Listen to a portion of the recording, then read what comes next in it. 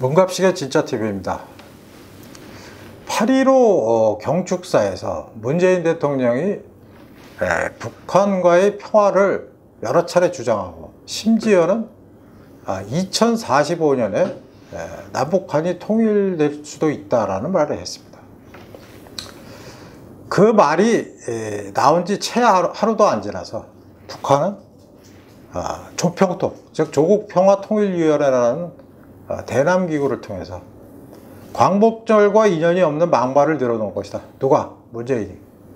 우리는 남조선과 더 이상 할 말도 없고 다시 마주할 생각도 없다.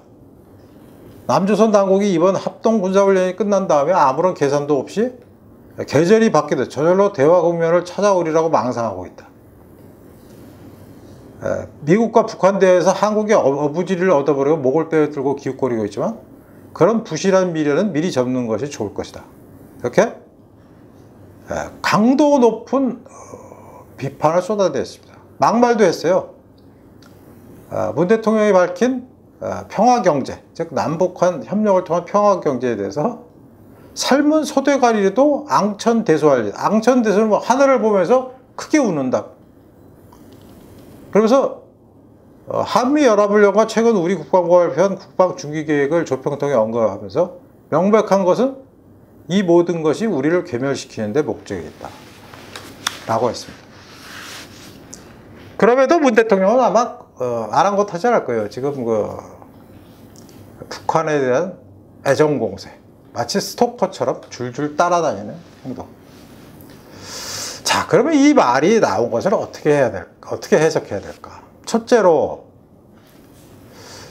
2045년까지 제가 드는 의문 중에 하나는 김정은이가 살아있을까 하는 문제입니다. 김정은이가 2045년에 되려면 26년을 지금 더 살아야 되는데 그 뚱뚱한 몸매하며 숨을 몰아쉬는 자세, 점점 넓어지는 점점 팽창하는 얼굴의 크기, 문페이스라고 하죠. 다리 막 점점 커지는 거죠. 그러고 봐서 김정은은 40대를 넘기기 참으로 어려운 건강 상태인 것 같은데 지금처럼 저렇게 계속 비대해지면 별의별 병들이 다 생기죠. 뭐 간 기능에 이상이 올 수도 있고 혈압이 높아지고 심지어 중풍 맞을 수도 있고 뇌졸중이죠. 그 다음에 얼굴이 저렇게 넓어지는 것은 소변 배출이 잘 안 되게 되고 콩팥에도 이상이 있을 수 있고 얼마나 먹었으면 위나 대장에 문제가 있을 수도 있고. 그런데 왜 2045년이라는 얘기를 못 바꿨을까? 그건 우리가 언뜻 생각하기에는 1945년에 광복을 맞았기 때문에 딱 100년 후인 2045년이라고 얘기할 수도 있는데 지금부터 26년이 남은 시점을 단지 그 100년이라는 기념비적인 얘기에 맞춘 것 같지는 않다는 게 제 생각입니다. 두 번째, 왜 김정은과 그 수하들은 문 대통령을 의도적으로 깔아뭉개고 대한민국을 적대시하고 미국에만 손짓을 할까? 그것은 북미 간에 직접 대화만 통하면 한국은 이제 소용이 없어지는 거죠. 북미 간에 제대로 된 소통이 돼갖고 미국과 북한이 예를 들어 평화협정을 체결하다 그러면 한국은 이제 그다음부터 운전자건 중재자건 말도 안 되는 얘기죠. 북한이 하자고 하는 대로 끌려갈 수밖에 없는 입장이다 라는데 그거는 이제 일반적인 해석이고요. 여러분들이 하도 저보고 이거 안 읽었다 그래서 제가 어제 하루 만에 독파했습니다. 이거 사실 제가 건강만 했으면 이거 한달 전에 읽었을 거예요. 왜냐하면 책을 많이 읽는 사람들은 빨리 읽는 방법이 있어요. 그리고 이렇게 보시면 제가 적어놓은 부분들은 여러분께 인용하려고 이렇게 적어놨는데 여기서 제가 이 책에 있는 내용과 어제 문재인 대통령이 얘기했던 그 2045년 통일설 자, 이영훈 교수를 비롯한 여러분의 저자가 쓴 책들을 보면 이른바 북한의 백두산 신화, 그렇죠? 백두혈통이라 그러죠. 지금 남쪽에서도 지들이 백두혈통을 환영한다고 미친 짓 하는 놈들 많죠. 젊은 놈들이. 그런 애들은 몽둥이가 약이에요, 사실은. 자, 우리나라의 기록에서 백두산이라는 단어가 처음 등장하는 게 1776년이래요. 보면은 이조 판서와 대제약을 지난 서명응이라는 사람이 백두산의 꼭대기에 있는 천지를 보고서 다음과 같이 말했습니다. 아직 이 하늘 아래의 큰 연못에 이름이 없는 것은 나로 하여금 이름을 짓게 함이 아닌가 하면서 태일택이라고 지었다고 합니다. 태는 큰 대자 옆에 점 하나 붙는 거니까 태극이라는 뜻이죠. 일은 삼라만상 중에 하나라는 뜻이죠. 그 다음에 택은 연못이라는 뜻이죠. 그래서 서명의라는 관리는 당대 최고의 성리학자였는데 뻥 뚫린 화산에 불하고 천지를 보면서 만물이 태극에서 쏟았다는 성리학의 원리를 연상했답니다. 그보다 조금 앞선 시대 박종이라는 함경도 경성의 어느 선비가 백두산에 올라서 이런 소리를 했습니다. 곤륜산, 즉 곤륜산이라는 건 중국 중심에 있는 산이죠. 그러니까 쉽게 해서 이 세상 산의 조족, 할아버지이자 바탕이 되는 큰 산, 곤륜산이라고 그러죠. 곤륜산 아래로는 비록 중국의 산이라도 백두산에 미치지 못한다. 이로써 곤륜산이 적장자가 되고 중국의 오악은 단지 그 서자가 될 뿐이다. 그러니까 백두산은 곤륜산의 적장자고 제일 큰 아들이고 오악이라고 있죠. 뭐 황악, 뭐 태악, 뭐 서악, 동악 뭐 이런 그 중국에 우리 관광객들이 많이 가는 곳.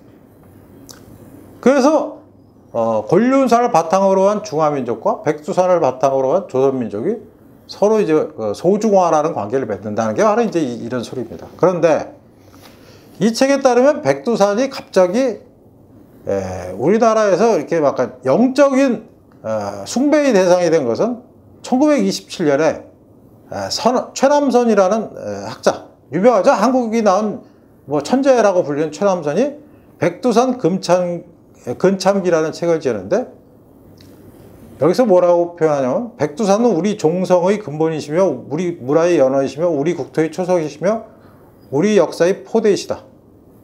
자, 이게 나왔어요. 그러면서 1927년 최남선이 쓴 백두산 근참기를 바탕으로 갑자기 북한 정권은 1987년 백두산을 자기들 김씨 백투혈통 일가의 것으로 조작하기 시작합니다. 그래서 어떻게 했냐면 어떤 놈이 먼저 가서 올라가서 백두산 근처에다가 항일 전설의 구호를 나무에 새겨놨죠. 그리고 이제 오래전 것처럼 뭐 빼빠 비슷한 걸로 밀고 뭐 흙도 뿌리고 해놓고 싹 내려와서는 이런 항일 전사들의 구호가 새겨진 나무가 발견됐다. 그러면서 민족의 영수 김일성 장군 만세. 그리고 그 아들 김정일이가 태어난 날 밤 백두산 천지에 광명성이 솟았다. 라는 증언을 하는 놈도 있어요. 미친놈이죠. 무슨 백두산 천지에서 광명성이 쏟아요. 그런가 하면 책 146편입니다. 여기 보시면 뭐 이런 미령, 백두산 미령에서 김정일이가 태어났는데 이건 얘가 어디서 태어났는지 다 아는 얘기죠. 1942년에 소련형 하바로프스크에서 태어난 거죠.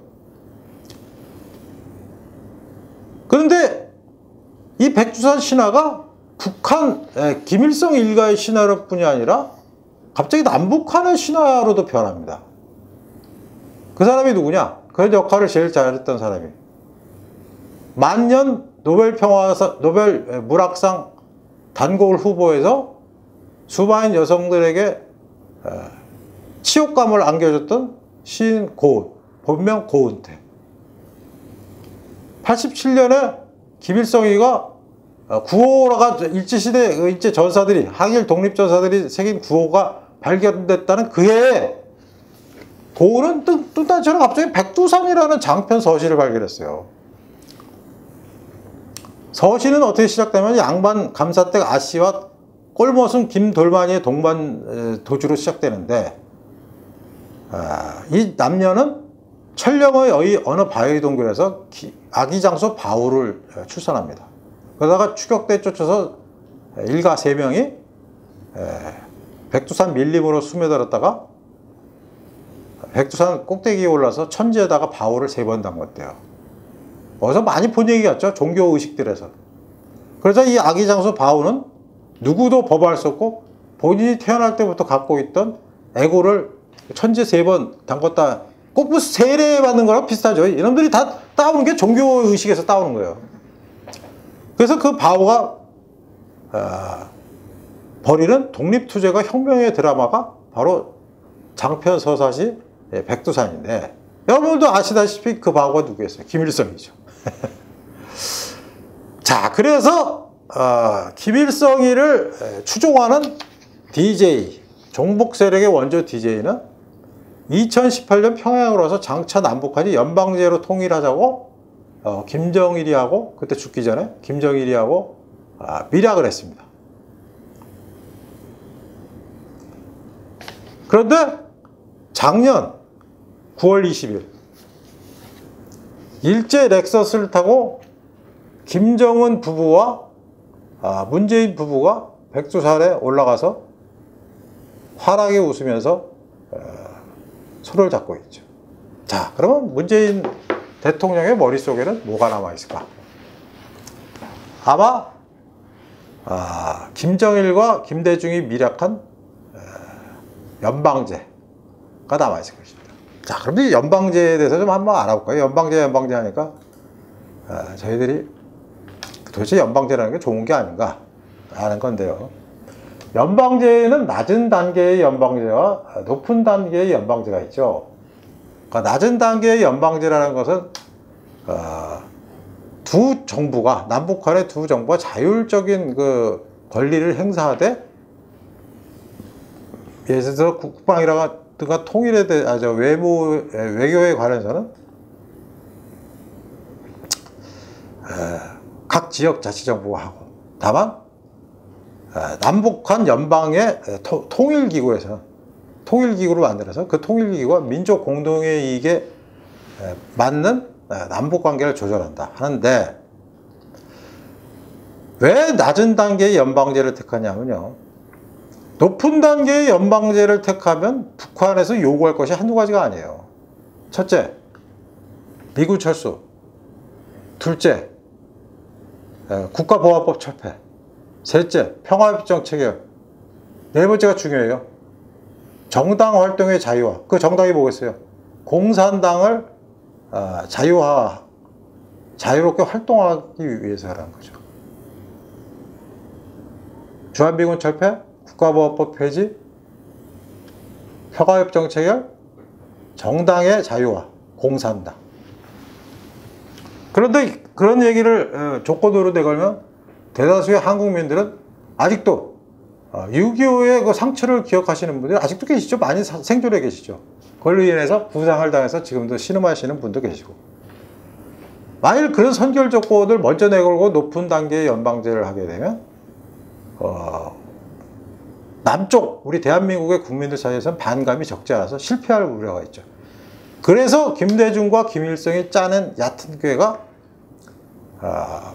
미군 철수라든가 국보법 철폐라든가 평화협정이라든가 이런 게 필요하지 않은 낮은 단계의 연방제를 해야 됩니다. 그러면 낮은 단계의 연방제가 돼도 공산당 활동은 허용을 해야 돼요. 왜? 정당의 자유화이기 때문에.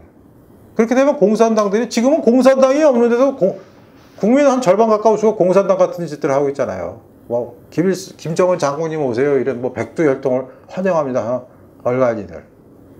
이렇게 되면 지금 우리나라에서 공산당이 활동을 못하게 됐는데도 불구하고 이석기 같은 사람들이 그 비슷한 조직을 만들어서 정당이 해체되고 하는 판인데, 낮은 단계의 연방제라는 것은 미군 철수나 평화협정까지도 가지도 않고 다만 정당의 활동을 자유화한다라는 조건 하나로 하기 시작하면, 그 정당 활동이 자유화된 공산당을 중심으로 우리나라의 좌파 세력들이 뭉쳐서, 좌파 세력들이 제일 잘하는 게 뭡니까? 주한미군 헐뜯기, 뭐 반일 운동, 그렇죠? 그래서 가자 북으로 오라 남으로, 뭐 옛날 60년대 40년대 나왔던 구호들이죠. 이렇게 되면 낮은 단계의 연방제라는 것을 하면서 우리도 모르는 사이에 북한의 도발을 감시하고 억제할 수 있는 제재 장치들이 하나 둘씩 자물쇠가 풀려서 무효화되는 모습을 보게 됩니다. 근데 그게 서서히 진행되기 때문에 한 10년이나 20년쯤 되면 우리가 지금 어쩌다 이 지경까지 왔지? 라고 생각할 때는 이미 모든 것이 끝난 상황이에요. 그러면 남북 두 연방이 높은 단계 연방제로 가자 해서 주한미군 철수와 국가보안법을 폐지하게 되면, 그리고 평화협정을 맺게 되면, 그 다음에는 남북한이 치열한 공산 정권으로의 통일을 획책하고 곳곳에서 소란이 일어나겠죠. 그래서 거의 반대하는 세력에 대한 탄압이라든가 군경 가족에 대한 테러, 자유 언론을 하는 사람들에 대한 피습이라든가 재갈 물리기, 그리고 미녀와 미남들을 이용한 여러 가지 지저분한 방식에 그걸 다 녹화해 갖고 한국의 유력 인사들의 입을 막는, 공산당이 좋아하는 방법은 총동원 되겠죠. 라고 하면 제 생각에는 2045년이면 그 단계에 가 있을 가능성이 높아요. 그래서 이 반일 민족주의를 쓴 이영훈 전 서울대학 교수를 비롯한 이 책의 저자들은 이 한 장의 사진, 백두산에 올라가서 문씨 부부와 김씨 부부가 환하게 웃는 사진을 보면서 이 네 명이 2000년도에 김대중이 김정일과 밀약했던 낮은 단계 연방제에 대해서 다시 한번 천지를 두고 맹세한 게 아니냐라는 의문을 던지고 있습니다. 그런 식으로 본다면 아까 제가 말씀드린 것처럼 2045년은 1945년에 100년 되는 해이기 때문이 아니라 그런 시간적 단계를 다 염두에 두고 한 고도의 수책이 아닌가 하는 생각이 들죠. 만일 너희들이 이거 어떤 근거로 했어? 그럼 말하긴 좋잖아요. 광복 100주년 맞아서 통일 한번 하자는데 그게 뭐가 기분 나빠? 할 말이 없죠. 그런데 앞으로 남은 20주년 동안 이런 짓을 계속할 수 있는 여유가 생기는 거죠. 그리고 그 사이에 김정은이가 만일에 죽거나 어떻게 되면 또 누군가의 백두혈통을 찾아서 하겠죠. 백두혈통은 무슨 백두혈통이에요. 이 자식들 나쁜 놈들이죠, 전부. 또 백두혈통이라니까 괜히 백두산 말에 홀려갖고 백두 뭐가 백두예요. 백두는 아무것도 아니에요, 놈들. 소련의 앞잡이에 불과하고 중국에 가서 그 빌부터 하고 하는 놈들이에요. 이렇게 되면 왜 그동안 문재인 대통령이 중국에 저렇게 저자세로 임했는가도 나오죠. 왜? 북한과 미국이